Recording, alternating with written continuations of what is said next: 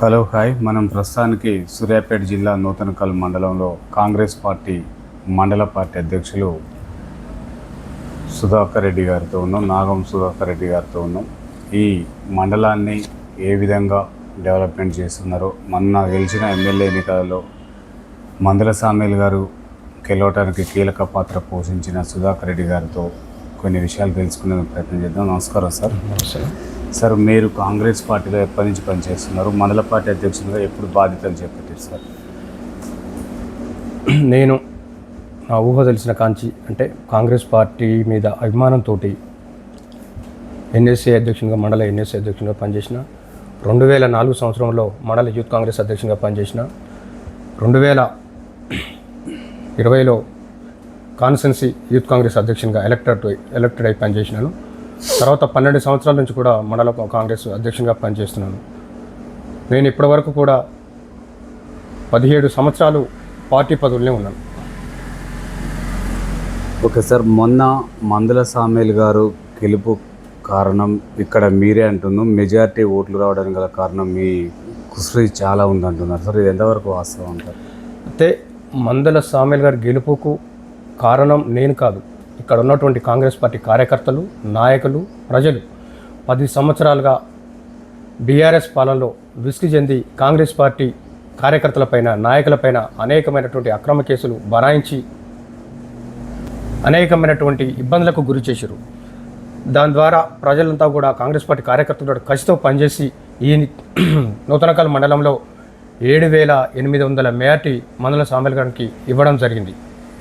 Okay sir, ఇక్కడ మాజీ MLA Gadar Kishore గారు ఈ నూతనకల్లు మండలాన్ని కానీ ఏ విధంగా డెవలప్ చేసింది సార్? అప్పుడు ఒక రకంగా చెప్పాలంటే వాళ్ళు దోచుకోవడానికే ఉన్నారు తప్ప ఈ నూతనకల్ మండలంలో ఎటువంటి అభివృద్ధి కార్యక్రమం కూడా జరగలేదు. ఈరోజు 14 నెలల కాలంలో మా శాసనసభ్యులు మందల సామేల్ గారు 1,400 కోట్లతోటి వాళ్ళు అభివృద్ధి కార్యక్రమాల్ని ఈ నియోజకవర్గంలో చేపట్టడం జరిగింది. ఈ నూతనకల్ మండలంలో ప్రతి గ్రామంలో తక్కువగా 30 లక్షల రూపాయలతోటి ఈ అనతి కాలంలోనే సీసీ రోడ్డు నిర్మాణం వేయడం జరిగింది. అలాగే పిఎస్ఎస్ భవనాన్ని కొత్తగా శంకుస్థాపన చేయడం జరిగింది.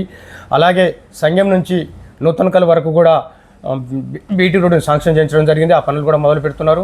అలాగే లింగంపల్లి ఎక్స్ రోడ్ నుంచి అలుగునూరు వరకు కూడా బీటీ రోడ్డు మంజూరు చేయించడం జరిగింది. ఆ పనులు కూడా కొనసాగుతున్నాయి. సార్, ఈ ఉచిత బస్సు పైన మీ అభిప్రాయం ఏంటి? మహిళలకు ఇదొక వరంలా భావించవచ్చు. ఆర్థికంగా లేనటువంటి మహిళలకు ఎక్కడ దూర ప్రయాణం చేయాలనంటే కూడా ఇదొక వాళ్ళకు వరంగా చెప్పుకోవచ్చు. మహిళలు కూడా దీనిపైన చాలా సంతోషంగా ఉన్నారు. ఓకే సార్, ఇక్కడ మందల సామేల్ గారు ఎన్నికలకు ముందు ఇసుక అక్రమాలు చేసిన వాళ్ళ ఎవరినైనా కఠినంగా శిక్షిస్తామని హామీ ఇచ్చింది సార్. ఇప్పుడు ఇసుక మాత్రం జోరుగా సాగుతుంది అంటున్నారు ఇక్కడ ప్రజలు. ఏ విధంగా చూస్తారు? అటువంటిది ఏం లేదండి. ఇసుక పైన మన సీఎం గారు కూడా చాలా సీరియస్గా చెప్పిండు. అక్రమంగా ఎవరైనా ఇసుక తరలిస్తే వాళ్ళ మీద మైనింగ్ కానీ ఆర్టీఐ కానీ రాయమని చెప్పారు. గతంలో కూడా ఈ మధ్య కూడా చాలా ట్రాక్టర్లు పట్టుబడ్డాయి. మైనింగ్ కానీ వాటికి కానీ రాయడం జరిగింది, పంపించడం జరిగింది. అలాగే ఇక్కడ ఉన్నట్టు రీచ్ల ద్వారా గవర్నమెంట్ ఇవాళ కొత్తగా మా దగ్గర నూతనకల్ మండల కేంద్రం బిక్కుమల్ల దగ్గర పాలేరు వాగు నుంచి ఒక ఇసుక రీచ్ని ఏర్పాటు చేయడం జరిగింది. అది కూడా అది సక్రమంగానే జరుగుతున్నది. ఎటువంటి అక్రమ రవాణా మాత్రం ఈ మండలంలో లేదు. సార్, మీరు మండల పార్టీ అధ్యక్షులుగా ఉండి కాంగ్రెస్ పార్టీని ఈ మండలంలో ఎలాంటి బలోపేతానికి మీరు కృషి చేస్తున్నారు సార్? ముఖ్యంగా కాంగ్రెస్ పార్టీ యొక్క నాయకుల యొక్క సమస్యలపైన పోరాడడం, రైతుల సమస్యలపైన పోవడం, ప్రజల సమస్యలపైన పోరాడడం. నేను గత 10 సంవత్సరాలుగా నా మీద ఒక 30 కేసుల దాకా బీఆర్ఎస్ గవర్నమెంట్ పెట్టింది. ఇవన్నీ కూడా అక్రమ కేసులు. రోడ్డు ఎక్కితే కేసులు పెట్టడం, ప్రజల పక్షాన్ని నిలబడితే కేసులు పెట్టడం, ప్రశ్నిస్తే కేసులు పెట్టడం, ఇలాంటి ఎన్నో ప్రయోగాలు పోలీసులను మా పైన ప్రయోగించి చాలాసార్లు కూడా అరెస్ట్ చేయించడం జరిగింది. ముఖ్యంగా కాంగ్రెస్ పార్టీ బలోపేతం కావడానికి కారణం ఏంటంటే ప్రజల పక్షాన న్యాయం కోసం ఏ కార్యకర్తకు ఇబ్బంది వచ్చినా సరే పోలీస్ స్టేషన్లకు పోయో, ఎంఆర్ ఆఫీస్కి పోయో, వివిధ రకాలైన ఆఫీసులకు పోయి వాళ్ళ తరఫున నిలబడి వాళ్ళ సమస్యల పరిష్కరించడానికి కృషి చేస్తున్నా కాబట్టే కాంగ్రెస్ పార్టీ బలోపేతంగా ఉన్నది. ఓకే సార్, ఇక్కడ మాజీ మంత్రి జగదీశ్వర్ రెడ్డి జిల్లా మంత్రిగా ఉండి ఎలాంటి అభివృద్ధి కార్యక్రమాలు చేసింది సార్? ఇక్కడ తుంగతుర్తి నియోజకవర్గంలో జిల్లా మంత్రిగా అతను ఎటువంటి కూడా సొంత జిల్లా మంత్రి అయినా కూడా ఎటువంటి అభివృద్ధి అనేది ఇక్కడ చేయలేకపోయిండు. అంటే కలెక్టరేట్ కట్టించిండ్రు కదా సార్ ఇక్కడ ఈ కాన్స్టిట్యూన్సీకి సంబంధించి చెప్తున్నాను, జిల్లాకు సంబంధించి చెప్తున్నాను. తుంగతుర్తి కాన్స్టిట్యూన్సీకి సంబంధించి అప్పుడు జిల్లా మంత్రిగా ఉండి స్థానిక నాయకుడు ఆయన మాజీ మంత్రి జగదీష్ రెడ్డి అనే వ్యక్తి ఈ నియోజకవర్గానికి సంబంధించిన వ్యక్తి అయినా కూడా ఈ నియోజకవర్గానికి ఎటువంటి అభివృద్ధి చేయలేదు. ఓకే సార్, గత ప్రభుత్వం ప్రవేశపెట్టిన ధరణిలో భూ అక్రమాలు చాలా ఉన్నాయి సార్. అవి ఇంతవరకు కూడా ఎలాంటి కొలిక్కి రాలేవు. ఈ భూభారతి ఈ రోజు నుంచి అమలవుతుంది సార్. అయితే సాధ్యమైతే మా ప్రియతమ నాయకులు ముఖ్యమంత్రి రేవంత్ రెడ్డి గారు ఇవాళ బిఆర్ అంబేద్కర్ జయంతి సందర్భంగా భూభారతి అనే చట్టాన్ని కొత్తగా తెచ్చి రైతులకు కానీ భూ సమస్యలు పరిష్కరించడం కానీ సులువైన మార్గాన్ని అన్వేషించి కొత్త చట్టాన్ని తెస్తారు. ఈ చట్టం వలన రైతులకు చాలా ప్రయోజనం చేకూరుతుందని చెప్తున్నాను. ఓకే సార్, ఇక్కడ బెల్ట్ షాపులు కూడా గత ప్రభుత్వంలో విపరీతంగా ఉన్నాయి సార్. ఆ నిర్మూలన కోసం ఎమ్మెల్యే గారు ఏమన్నా కృషి చేస్తున్నారా? వాస్తవం కూడా గతంలో 10 సంవత్సరాల కాలంలో ప్రతి వీధికి 2-3 బెల్ట్ షాపులు ఉండేది. ఆ విధంగా ప్రోత్సహించారు. సరే, మా స్థానిక శాసనసభ్యులు బెల్ట్ షాపులనే ప్రోత్సాహాన్ని ప్రోత్సహించకుండా బెల్ట్ షాపులు కట్టడి చేయాలని చెప్పి కూడా ఆదేశం చేయడం జరిగింది. సార్, మొన్న జరిగిన ప్రజాపాలన కార్యక్రమంలో ఇందిరమ్మ ఇండ్లు ఎన్ని దరఖాస్తులు వచ్చినాయి సార్? మొన్న జరిగిన ప్రజాపాలనలో 15,000 దరఖాస్తులు ఈ మండలం నుంచి వచ్చినాయి. ఈ మండలంలో బక్కాయంల తండని పైలట్ ప్రాజెక్టుగా ఎంచుకొని అక్కడ ఇప్పుడు 106 ఇందిరమ్మ ఇండ్లని దరఖాస్తుల్ని పరిశీలన చేయడం జరిగింది. అందులో 57 ఇందిరమ్మ ఇండ్లకు శంకుస్థాపన చేయడం మొన్ననే మా స్థానిక శాసనసభ్యులు శంకుస్థాపన చేయడం జరిగింది. ఓకే సార్, ఇక్కడ సన్నబియ్య పంపిణీ కార్యక్రమం ఏ విధంగా ఉంది సార్? చాలా బ్రహ్మాండంగా ఉన్నది. గతంలో దొడ్డు బియ్యం ఇస్తే రేషన్ షాపుల అంతకు ఎవరు కూడా వెళ్ళేవారు కాదు. ఇవాళ సన్నబియ్యం వచ్చిన కాంచి ప్రతి రేషన్ షాపులలో ప్రతి లబ్ధిదారుడు క్యూ కట్టి సన్నబియ్యం తీసుకొని పోతున్నారు. బియ్యం కూడా మంచిగా అవుతున్నవి, అన్నం కూడా చాలా మంచిగా అవుతున్నవి. షాపులలో కొనుక్కొచ్చిన బియ్యం ఎలాగైతే అవుతున్నాయో ఇవి అంతకన్నా బ్రహ్మాండంగా అవుతున్నాయని చెప్పని ప్రజలు సంతోషిస్తున్నారు. సార్, రేషన్ కార్డులు లేని వాళ్ళు చాలా ఇబ్బందులు పడుతున్నారు సార్. కొత్త రేషన్ కార్డులు మీరు ఎప్పుడు అమలు చేస్తున్నారు? చాలా వరకు కూడా రేషన్ కార్డుల సమస్యని పరిష్కరించడం జరిగింది. కొత్త రేషన్ కార్డులు అతి త్వరలో వస్తాయని చెప్తున్నారు. మా అధికారులు కూడా ఆ కొత్త రేషన్ కార్డులకు సంబంధించి వెరిఫికేషన్ చేస్తున్నారు. అతి త్వరలో కూడా కొత్త రేషన్ కార్డులు వస్తాయి. ఓకే సార్, బీసీలకి 42% రిజర్వేషన్ ఎక్కడి వరకు వచ్చింది సార్? ఇప్పుడు బీసీలకు 42% రిజర్వేషన్ అనేది శాసనసభలో ప్రవేశపెట్టడం జరిగింది. దానికి ఆమోదించడం జరిగింది. దాని ప్రతిపాదన కోసం పార్లమెంటుకు పంపేయడం జరిగింది. అక్కడ కనుక ఆమోదం పొందితే ఖచ్చితంగా బీసీలకు 40% రిజర్వేషన్ అమలు చేయడం జరుగుతుంది. ఓకే సార్, ఇక్కడ మొత్తం కూడా డ్రగ్స్కు బానిసలు అవుతున్నారు సార్. యువత మొత్తం కూడా నిర్మూలన కోసం ఎలాంటి కృషి చేస్తున్నారు? నాకు తెలిసి ఈ పల్లెటూరు వాతావరణంలో ఇంతవరకు కూడా యువత డ్రగ్స్ అనేది మా ఏరియాలో అయితే ఎక్కడ కూడా ఇప్పటివరకు అయితే లేదు.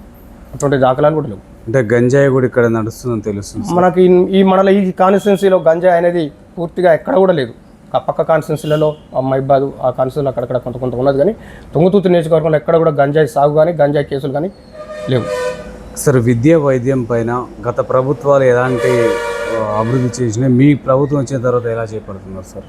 విద్యారంగానికి ప్రభుత్వం చాలా పెద్దపీట వేసింది. తుంగతుర్తి నియోజకవర్గంలోని తిరుమలగిరి మండలంలో 300 కోట్ల రూపాయలతో ఇంటిగ్రేటెడ్ మోడల్ విలేజ్ పాఠశాలని మననే స్థానిక శాసనసభ్యులు శంకుస్థాపన చేయడం జరిగింది. అలాగే వైద్య రంగానికి సంబంధించి తుంగతుర్తి నియోజకవర్గంలో తుంగతుర్తి హెడ్ క్వార్టర్లో 30 పడకలు ఉన్న ఆ హాస్పిటల్ని 100 పడకల హాస్పిటల్గా తీర్చిదిద్దడం జరిగింది. దానికి కూడా పనులు వేగంగా జరుగుతున్నాయి. శాసనసభ్యులు కూడా అధికారులను ఆదేశించిండు. ఆ ఆసుపత్రి పనులు వేగవంతం కావాలని చెప్పి కోరడం జరుగుతుంది. సార్, ఇక్కడ ఈ మండలంలో చాలామందికి రుణమాఫీ కాలేదు, రైతు బంధు పడలేదు సార్. ఆ రైతులు జమ కాలే వాళ్ళ ఖాతాలలో. దీన్ని ఏ విధంగా చూడవచ్చు? అది ఒకప్పుడు. ఈ మధ్య కాలంలో కూడా మొన్న కూడా కొంతమందికి రైతుల అకౌంట్లలో 2 లక్షల లోపు ఉన్నటువంటి ప్రతి ఒక్క రైతుకు ఖచ్చితంగా రుణమాఫీ జరిగింది. సార్, గత ప్రభుత్వంలో ఎన్ని డబుల్ బెడ్రూమ్లు వచ్చినాయి సార్ ఈ మండలానికి? తుంగతుర్తి నియోజకవర్గంలో గత ప్రభుత్వంలో నూతనకల్ మండలంలో చిలపకుంట విలేజ్లో 40 డబుల్ బెడ్రూమ్లు కట్టడం జరిగింది. కానీ అవి శిథిలావస్థకు చేరుతున్నవి. ఇంతవరకు ఏ ఒక్కరి లబ్ధిదారుని కూడా ఆ డబుల్ బెడ్రూమ్లు అందజేయలేదు. గత ప్రభుత్వం ప్రవేశపెట్టిన పథకాలు ఎన్ని అమలైనాయి ఇక్కడ? నాకు తెలిసి రైతు బంధు, రైతు బీమా తప్ప గత ప్రభుత్వం ప్రవేశపెట్టే ఏ పథకం కూడా ఇక్కడ సక్రమంగా అమలు కాలేదు. ఓకే సార్, ఇక్కడ ఇప్పుడున్న ఎమ్మెల్యే గారు పార్టీ జెండా మోసిన వాళ్ళని పక్కన పెట్టి పార్టీ మారి వచ్చిన వాళ్ళకి ఫస్ట్ ప్రాధాన్యత ఇస్తున్నారని చెప్పేసి గతంలో ఇక్కడ ధర్నా చేయడం కూడా జరిగింది సార్. అది ఎంతవరకు వాస్తవం? అంటే తిరుమలగిరి అరవపల్లి మన మండల కేంద్రంలో అక్కడ కొంత స్థానికంగా సమస్య ఉన్నది వాస్తవమే. కొత్త లీడర్ని దగ్గర తీసి పాత లీడర్లని దూరం పెడతాం ఉద్దేశంతో ధర్నా చేయడం జరిగింది. కానీ ఇక్కడ మా నూతనకల్ మండలంలో మరి అట్లా అనుకుంటే నేను పాతనే 15 ఏళ్ల నుంచి పార్టీకి పనిచేస్తున్నా. ఎమ్మెల్యే గారు కూడా నా అనుమతి లేకుండా ఈ నియోజకవర్గంలో ఏది కూడా చేయట్లేదు. ఏదున్నా కూడా మండల పార్టీ అధ్యక్షునిగా నాకు గౌరవిస్తూ నన్ను అడిగే చేస్తున్నాడు. ఇక్కడ మొత్తం కూడా ఏ అభివృద్ధి చేయాలన్నా మనం ఎమ్మెల్యే గారు పట్టించుకుంటలే అంటున్నారు సార్. ఎంతవరకు వాస్తవం? నేను ఇప్పుడే చెప్పాను, 1400 కోట్లతోటి పలు అభివృద్ధి కార్యక్రమాలకు అతి తొందరలోనే 14 నెలల కాలంలోనే పలు అభివృద్ధి కార్యక్రమాలకు శంకుస్థాపన చేసిన ఘనత మా శాసనసభ్యులు గారికి దక్కుతుందని చెప్తున్నాం. ఓకే సార్, ఇక్కడ గత ప్రభుత్వంలో కళ్యాణ లక్ష్మి పథకం ఇచ్చారు సార్. ఇప్పుడు కళ్యాణ లక్ష్మి పథకం లేదు, తులం బంగారం లేదంటున్నారు సార్ మహిళలు. ఈ మధ్య కాలంలోనే 300 మంది లబ్ధిదారులకు కళ్యాణ లక్ష్మి చెక్కులు పంపిణీ చేయడం జరిగింది. ఈ మధ్య కాలంలోనే అతి ఎక్కువ సీఎం రిలీఫ్ ఫండ్స్ చెక్కులని పంపిణీ చేయడం జరిగింది. మీరు మండల పార్టీ అధ్యక్షునిగా ఎలా అభివృద్ధి చేస్తున్నారు మండలంలో? మా శాసనసభ్యులు సామెల్ గారి నాయకత్వంలో, మా భువనగిరి పార్లమెంట్ సభ్యులు చామల కిరణ్ కుమార్ రెడ్డి గారి నాయకత్వంలో, వారి సీఎం రేవంత్ రెడ్డి గారు నాయకత్వంలో తుంగతుర్తి నియోజకవర్గం నూతనకల్ మండలంలో కూడా పలు అభివృద్ధి కార్యక్రమాలు చాలా వరకు కూడా శంకుస్థాపన చేయడం జరిగింది. కొత్త స్కూళ్ళు పాఠశాలలకు శంకుస్థాపన చేయడం, ప్రహరీ గోడలకు శంకుస్థాపన చేయడం, సీసీ రోడ్లు కూడా చాలా వరకు పూర్తయినవి. పిఎస్సిఎస్ బిల్డింగ్ కూడా కొత్తగా ఒకటి నిర్మాణం చేపట్టడం జరిగింది, అది కూడా పూర్తి కావస్తుంది. చాలా వరకు కూడా తుంగతుర్తి నియోజకవర్గంలో గతంలో కంటే ఇప్పుడు ఈ ఏడాది కాలంలోనే చాలా అభివృద్ధి కార్యక్రమాలకు శంకుస్థాపన చేసి కొన్ని పూర్తవడం కూడా జరుగుతున్నాయి. ఓకే సార్, ఇక్కడ అధికారంలోకి మళ్ళీ మేమే వస్తాం అంటున్నారు సార్ బీఆర్ఎస్ వాళ్ళు. మాకేమైనా మేము ప్రకటించినటువంటి 6 గ్యారంటీ పథకాలే మళ్ళీ మేము అధికారం రావడానికి సహాయపడతాయని చెప్పి నేను చెప్తున్నాను. ఈ సన్నబియ్య పంపిణీ కానీ, ఇందిరామైండ్లు కానీ, ఉచిత బస్సు ప్రయాణం కానీ, ఉచిత గ్యాస్ సిలిండర్ కానీ, ఇవన్నీ కూడా ఈ సంక్షేమ పథకాలే మళ్ళీ అధికారంలోకి తెస్తాయని చెప్పి మేము ఆశిస్తున్నాం. ఓకే సార్, ఇక్కడ కాళేశ్వరం నీళ్ళు ఎంత మేరకు ఇక్కడ లబ్ధి చేకూరుతుంది అంటారు? కాళేశ్వరం నీళ్ళు ఈ ఎస్ఆర్ఎస్వి శ్రీరామ్ సాగర్ ఆయకట్టుకు సంబంధించి చివరి మండలాలు ఇవి. నూతనకల్ మండలం చివరి మండలం. ఈ మండలానికి కనుక వాటర్ చేరితే నియోజకవర్గం మొత్తం కూడా వాటర్ చేరినట్టు అవుతుంది. కాకపోతే ఈసారి కొద్దిగా వెనక ముందు అయింది, కానీ మొన్న లాస్ట్ టైం కూడా వారాబంది ద్వారా కూడా నీటి విడుదల చేయడం జరిగింది. ఈ మండలం వరకు కూడా వచ్చాయి. తర్వాత లాస్ట్ టైం తాగునీటి కోసం కూడా మొన్న కూడా వారాబంది ప్రకారం శ్రీరామ్ సాగర్ నీళ్ళు విడుదల చేయడం జరిగింది. ఆ శ్రీరామ్ సాగర్ వాటర్ వల్లనే ఇక్కడ రైతులు పంటలు పండిస్తున్నారు. గత సంవత్సరము సీజన్లో ఐకేపీ సెంటర్ల ద్వారా కానీ, మ్యాక్స్ సెంటర్ ద్వారా కానీ, పిఎఫ్సి సెంటర్ల ద్వారా కానీ 1,40,000 టన్నుల ధాన్యాన్ని కొనుగోలు చేయడం జరిగింది. ఈ సంవత్సరము ఐకేపీ ద్వారా 12 కేంద్రాలు, మ్యాక్స్ ద్వారా 2 కేంద్రాలు, ఎఫ్ఈసి ద్వారా 1 కేంద్రము, ఈ 14 కేంద్రాల నుంచి కూడా 2,90,000 మెట్రిక్ టన్నుల ధాన్యాన్ని కొనుగోలు చేస్తామని చెప్పి మేము ఆశిస్తున్నాం. ఓకే సార్, ఇక్కడ రైతులు కోతులతో చాలా ఇబ్బందులు పడుతున్నారు సార్. గత ప్రభుత్వం కూడా నిర్మూలించడంలో విఫలమైంది అంటున్నారు. మరి మీ ప్రభుత్వం వచ్చింది సార్ అధికారంలోకి, వాటి నిర్మూలన చేసి రైతులకు ఎలాంటి రక్షణ కల్పిస్తారు సార్? వాస్తవం కూడా ఇక్కడ వేరుశనగ కానీ ఈ కొన్ని పంటలు వేయకపోవడానికి కారణం కూడా ఈ కోతుల బెడదల వల్లనే వేయలేకపోతున్నారు. కోతుల బెడద విపరీతంగా ఉన్నది, వాస్తవం అది. రైతులు కోతుల వల్ల చాలా నష్టపోతున్నారు. ఒక వరి తప్ప ఏ పంటను వేయలేకపోతున్నారు ఈ కోతుల వల్ల. ఈ సమస్యను కూడా మా శాసనసభ్యుల గారికి, మా పార్లమెంట్ సభ్యులు కిరణ్ కుమార్ రెడ్డి గారు కూడా వివరించడం జరిగింది. వారు కూడా దీని మీద అధికారులతో చర్చించి ప్రభుత్వంతో చర్చించి ఒక నిర్ణయం తీసుకుంటామని చెప్పడం జరిగింది. సార్, ఇక్కడ మహిళా రక్షణ ఏ విధంగా ఉంది సార్? ముఖ్యంగా మహిళలకు ఇక్కడ ఈ కాంగ్రెస్ ప్రభుత్వంలో రక్షణ ఉన్నది. మా దగ్గర కూడా ఇక్కడ కూడా మహిళలపై ఎలాంటి దాడులు కానీ ఎసుంటి కానీ లేవు. ఇక్కడ మహిళలకు మాత్రం మంచి రక్షణగా ఉన్నది. ఓకే సార్, సెంట్రల్ యూనివర్సిటీ భూమి విషయాలలో ఇప్పుడు ఉన్న బీఆర్ఎస్ ప్రభుత్వం కూడా 10,000 కోట్ల ఆర్థిక నష్టం వస్తుంది అంటున్నారు సార్. ఈ విషయం పైన కాంగ్రెస్ ప్రభుత్వం ఏ నిర్ణయం తీసుకోబోతుంది? మొన్ననే సెంట్రల్ బృందం వాళ్ళు వచ్చి పరిశీలన చేయడం జరిగింది. అది రేపు మన కోర్టులో ఉన్నందున దాని మీద కోర్టు కానీ సెంట్రల్ బృందం కానీ ఏ విధమైన తీర్పు ఇస్తే ఆ విధమైన తీర్పుకు అనుగుణంగా ప్రభుత్వం ఉంటుందని చెప్తున్నాం. ఓకే సార్, ఇక్కడ ఆరోగ్య విషయం అంటే ఆరోగ్యానికి గత ప్రభుత్వం ఏ విధంగా నిర్ణయం తీసుకుంది సార్? ఇప్పుడు ఆరోగ్య విషయంలో పేదలకి ఎలా అందుతుంది? ఆరోగ్య విషయంలో నేను ఇప్పుడే చెప్పాను, 30 పడకలు ఉంటుంటే తుంగతుర్తి ప్రభుత్వ ఆసుపత్రిని 100 పడకల ఆసుపత్రిగా ఫస్ట్ మా శాసనసభ్యులు గెలవగానే దానికి శంకుస్థాపన చేసిండు. ఆ పనుల నిర్మాణం కూడా జరుగుతుంది. ఆ త్వరలో హాస్పిటల్ కూడా పూర్తవుతుంది. ఆరోగ్య విషయంలో ప్రభుత్వం చాలా మంచి నిర్ణయాలు తీసుకుంటుంది. ఓకే సార్, గ్రూప్ 1 విషయంలో అవకతవకలు జరిగినాయని చెప్పేసి నిరుద్యోగుల ఆందోళనకు గురవుతున్నారు సార్. ఇప్పటి వరకు కూడా ఎలాంటి నిర్ణయం తీసుకోకపోవడాన్ని ఏ విధంగా చూడొచ్చు సార్ ప్రభుత్వం? గ్రూప్లో ఎటువంటి ఆందోళన లేదు. దానిపైన కూడా ఒక కమిటీ వేసింది. దాన్ని కూడా ఆ సమస్యను పరిష్కరించేందుకు కూడా ముఖ్యమంత్రి గారు దాని మీద కూడా సీరియస్గా చర్చిస్తున్నారు. సార్, గత ప్రభుత్వంలో గ్రూప్ 1 పేపర్ లీకేజ్ అయింది సార్. అది కూడా ఇంతవరకు ఎలాంటి కొలిక్కి రాలేదు. దానిపైన మీ నిర్ణయాలు ఏంటి? గత ప్రభుత్వంలో గ్రూప్ 1 పేపరే కాదు, గత 10 ఏళ్ల కాలంలోనూ ప్రతి ఒక్క ఎగ్జామ్ పేపర్ కూడా లీక్ అయిన చరిత్ర బీఆర్ఎస్ ప్రభుత్వాన్ని. ఓకే సార్, ఇప్పుడు స్పెషల్ ఆఫీసర్లను పెట్టింది సార్ ఇక్కడ ప్రభుత్వం. ఇంటర్ సర్పంచ్ ఎన్నికలు అయిపోయిన తర్వాత ఏ విలేజ్లు కూడా అభివృద్ధికి నోచుకోలేదు, చాలా కేంద్ర నిధులు కూడా అయిపోయినాయి అంటున్నారు సార్. మరి ఎన్నికలు ఎప్పుడు పెడతారు? ఈ స్పెషల్ ఆఫీసర్లు పనితీరు ఏ విధంగా? స్పెషల్ ఆఫీసర్ల పనితీరు బాగానే ఉన్నది. మీరు విలేజ్లలో ఏ అభివృద్ధి కూడా చేయలేదంటారు. నేను గతంలో ఇప్పుడే చెప్పాను, ఈ యొక్క 14 నెలల కాలంలో ప్రతి చిన్న విలేజ్ నుంచి మొదలు పెట్టుకుంటే మేజర్ గ్రామ పంచాయతీ వరకు కూడా 30 లక్షల నుంచి 60 లక్షల వరకు సీసీ రోడ్ల నిర్మాణం చేయడం జరిగింది. పారిశుద్ధ కార్మికులు పనిచేస్తున్నారు. రోజు స్పెషల్ అధికారుల ఆదేశాలతోటి ఈ గ్రామాల అభివృద్ధి కూడా జరుగుతూ ఉంటుంది. అతి త్వరలోనే గ్రామ పంచాయతీ ఎలక్షన్లు పెట్టడానికి ప్రభుత్వం సిద్ధంగా ఉన్నది. ఓకే సార్, ఇప్పుడు పురుషులు ఉచిత బస్సులో ప్రయాణించాలంటే చాలా కష్టంగా ఉంది సార్. వాళ్ళు పోలేకపోతున్నారు. మరి గవర్నమెంట్ ఏమన్నా నూతన బస్సులు ఏర్పాట్లు చేసే అవకాశాలు ఏమైనా ఉన్నాయంటారు? అది కొద్దిగా పరిస్థితి అయితే ఇబ్బందికరంగానే ఉన్నది.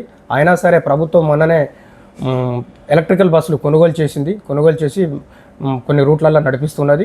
ఇప్పుడు బస్సులకు సమస్య అయితే ఏం లేదు. సార్, ఎస్సీ వర్గీకరణ ఈ రోజు నుంచి బిల్లు అమలవుతుంది సార్. దీన్ని మీరు ఏ విధంగా చూడవచ్చు? ఇది నేను రేవంత్ రెడ్డి గారు తీసుకున్నానంటే ఒక మంచి నిర్ణయంగా నేను దీన్ని స్వాగతిస్తున్నాను.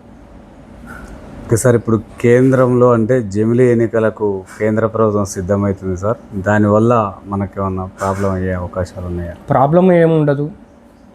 ఒకవేళ సెంట్రల్లో ప్రభుత్వం నిర్ణయం తీసుకుంటే ఆ నిర్ణయం ప్రకారం పోవాల్సి వస్తుంది. ఓకే సార్, ఇప్పుడు నాగం సుధాకర్ రెడ్డి గారికి ఓటు ఎందుకు వేయాలంటే ఏం చెప్తారు? నాగం సుధాకర్ రెడ్డికి ఓటు వేయాలని ఎందుకు అని అంటే 16 సంవత్సరాల కాలంలో కాంగ్రెస్ పార్టీ కొరకు, కాంగ్రెస్ పార్టీ నాయకుల కొరకు, ప్రజల పక్షాన ఏ విధంగా పోరాడినో అక్కడ ఉన్నటువంటి నూతనకల్ మండలంలో ఉన్నటువంటి ప్రతి ఒక్క కార్యకర్తకు, ప్రతి గడపకు కూడా నేనంటే ఎందుకు తెలుసు. ఓకే సార్, ఇక్కడ రైతులకు ఎంత మేరకు సాగునీరు అందిస్తున్నారు సార్? నేను ఇప్పుడు చెప్పాను, గతంలో 1,40,000 క్వింటాల కొనుగోలు చేస్తే ఈసారి 2,90,000 క్వింటాలు కొనుగోలు చేయాలని లక్ష్యంగా పెట్టుకున్నామంటే దరిదాపుగా 60,000 క్వింటాలు పెరుగుతుంది అని అంటే రైతులకు సాగునీరు ఎలా అందుతుందో మీరే చెప్పాలి. ఓకే సార్, ఫైనల్గా మీరు ఇక్కడున్న ఓటర్లకి ఎన్నికలు వస్తున్నాయి, ఏం చెప్పదలుచుకున్నారు? సామాన్య ప్రజలకు, బడుగు బలహీన వర్గాలకు అభివృద్ధి చెందాలంటే అది కాంగ్రెస్ పార్టీ ద్వారానే సాధ్యం. కాబట్టి కాంగ్రెస్ పార్టీ ద్వారానే ఎస్సీలు కానీ బీసీలు